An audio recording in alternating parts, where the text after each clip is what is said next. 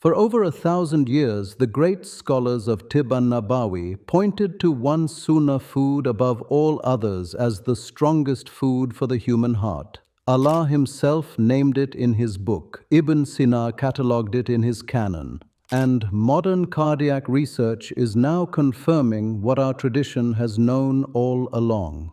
Stay with me, and at number 1, I will reveal what it is.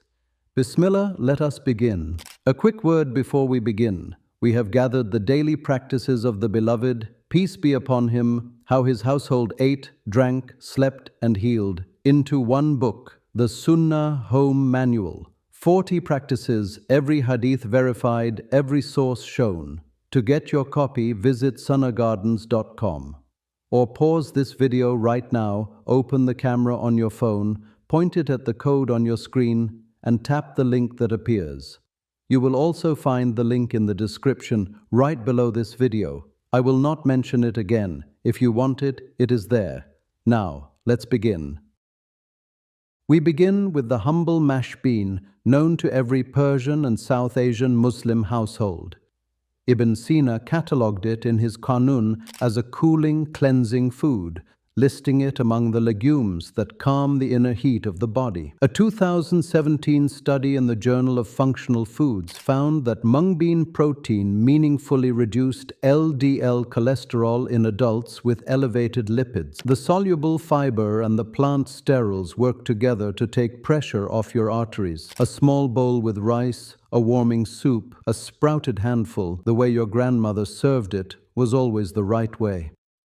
Ibn al-Bayṭār, the great Andalusian botanist, wrote of plums as one of the fruits that cool the heart's heat and ease the flow of the blood. A 2010 study in the British Journal of Nutrition followed adults with elevated cholesterol who ate dried plums daily for 6 months. Their LDL fell by around 7%. That is what the plum's fiber and polyphenols do when you let them in regularly. Fresh in summer, dried in winter, the plum is one of those quiet helpers of the heart.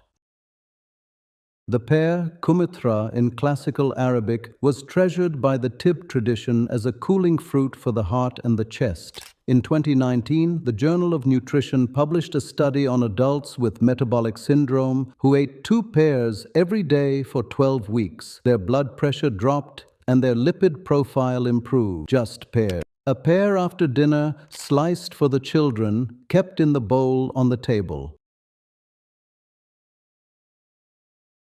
Tarkun is the green-stemmed herb that every Persian and Caucasian Muslim cook keeps within reach. The Tibb tradition listed it among the antioxidant herbs that protect against the slow inner damage that wears the heart down over decades. A 2014 review in Pharmacognosy found that Artemisia dracunculus extract reduced markers of high blood pressure. Toss a few sprigs into a salad, into a yogurt, into a fresh herb plate with bread and cheese. Helion, asparagus, was listed by Ibn Sina in his canon as a warming and cleansing food that supports the heart and the kidneys. In 2018, Nutrition Research published a clinical study in adults with mild hypertension. Daily asparagus extract reduced both their systolic and diastolic blood pressure. The compound responsible is a natural analog of the same molecule that modern pharmaceutical ACE inhibitors are designed around. Allah placed the answer in the plant first. Mulissa, lemon balm, was placed by Ibn al-Bayṭār in the same category as saffron, the gladdeners of the heart, the mafari al-qalb. A 2015 study in the journal Nutrition tested lemon balm extract in patients living with chronic stable angina. After treatment, their anxiety scores dropped and their heart rate variability, the quiet sign of a calm, well-regulated heart, improved. Steep the dried leaves in hot water. Sip it slowly.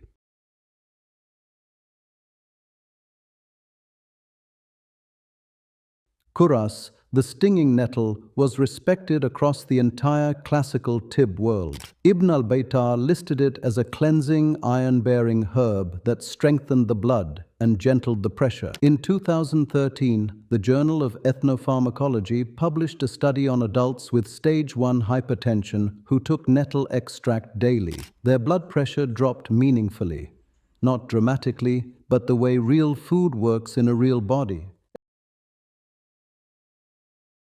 Every Egyptian Muslim, every Levantine grandmother knows mulukiya. The companions who settled in Egypt after the conquests adopted it as a daily food. A 2014 study in the Asian Pacific Journal of Tropical Medicine showed that mulukiya extract meaningfully lowered lipid levels. It is rich in potassium, folate, and the soft mucilage fiber that binds cholesterol in your gut before it can reach your blood. A bowl with rice, the way it has always been served.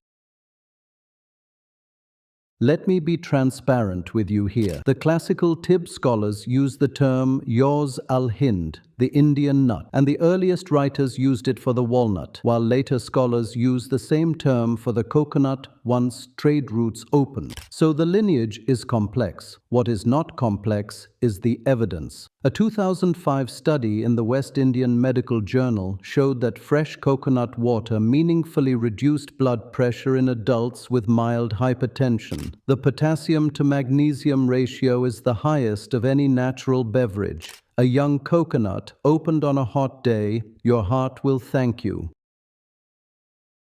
Burdock root, what the Levantines call lus al-Shaitan, was placed by Ibn Sina among the purifiers of the blood. A 2014 study in Inflammopharmacology found that the active compound arctigenin concentrated in the root lowers cholesterol and slows the formation of arterial plaque in animal studies. The inulin fiber in the root also nourishes the gut bacteria that calm inflammation across the circulatory system. Add it to soup, simmer it slowly. Sour cherries, karazhamd in the Tibb tradition, were prescribed by Ibn al-Bayṭār for calming the heart's heat and lowering its fire. A 2018 study in the Journal of Nutritional Science gave older adults tart cherry juice for 12 weeks. Their systolic blood pressure dropped by 7 points. The melatonin in the cherry calms the nervous system. The anthocyanins relax the blood vessels. One small handful in the morning or a small glass of pure juice. The companions who settled the Levant ate fresh mishmish through every summer. Ibn Sina, in his canon, called the apricot soft and easy for the heart. The fresh fruit carries the polyphenols that are lost in drying, and the high potassium content aligns exactly with what modern diet research has shown reduces blood pressure across the population. 2 fresh apricots a day in the warm months when they are at their sweetest. The Sahaba ate organ meats from the animals they slaughtered. Every part of a halal slaughtered animal is permitted. The Tibb tradition operated on a principle the ancients called like cures, like the food that resembles the organ nourishes that organ. The science is concrete. Sheep heart is the single richest natural source of CoQ10, the mitochondrial fuel that powers every contraction of the human heart. 3 ounces of grilled sheep heart can contain 50 to 60 milligrams of CoQ10. Standard muscle meat contains less than 5. Many of our grandparents ate it weekly. The hawthorn was catalogued by Ibn al-Bayṭār as a strengthener of the cardiac muscle. He used those exact words. The Tibb scholars treated it as one of the rare herbs that could, with patient use, gently rebuild a weakened heart. In 2008, the Cochrane collaboration, the gold standard of evidence-based medicine, published a systematic review of hawthorn extract in adults living with chronic heart failure. The result: meaningful improvement in exercise tolerance, in fatigue, in shortness of breath. Few herbal foods have Cochrane-level evidence. Hawthorn does. And now, at number 1, the food Allah Himself named in His book as the most direct support for the human heart. In Surah Qaf, Allah describes the tall date palms that grow with their pollen-bearing spathes stacked one upon another. He calls them tal nadid, layered spathes, and he places this image among the signs of his mercy on the earth.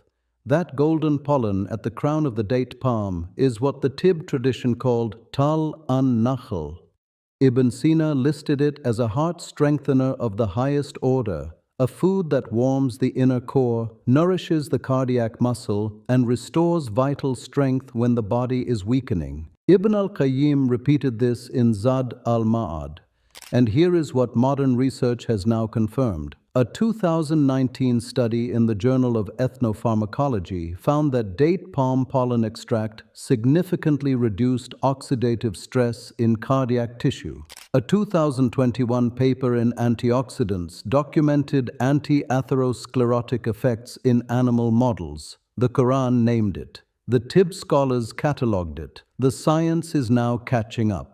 That was our countdown of the 15 Sunnah foods that strengthen your heart. May Allah grant you and your family complete shifa. If this list reminded you of something your grandmother used to make, share it in the comments. And in our next video, we will be taking a closer look at the Sunnah foods that sharpen the mind.